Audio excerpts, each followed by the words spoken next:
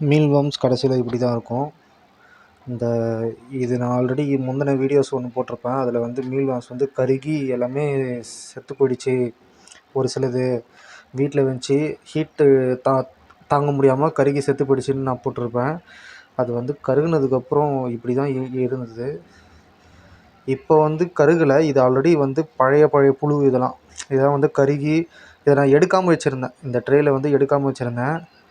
அதனால் இப்போ தான் ஃபுல்லாக க்ளீன் பண்ண முடிஞ்சுது. அதான் க்ளீன் பண்ணேன். சரி அதான் ஒரு இது போடுவோம் தெரியும் காட்டுவோம்னு சொல்லிட்டு தான் உங்களுக்கு காட்டுறேன்.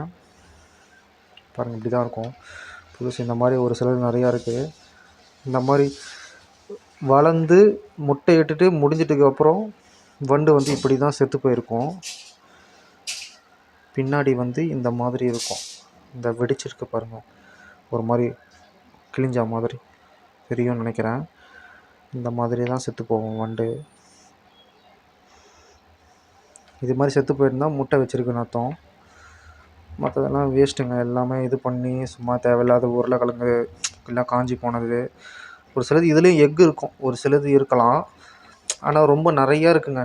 அதனால் சரி கொஞ்சம் க்ளீன் பண்ணுவோம் சொல்லிட்டு க்ளீன் பண்ணிட்டேன். அதுக்கப்புறம் எல்லாமே காஞ்சி போனது எல்லாம் காஞ்சி போயிடுச்சு.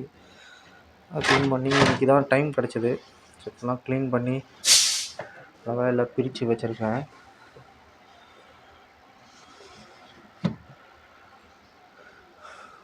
Okay bye. இதான்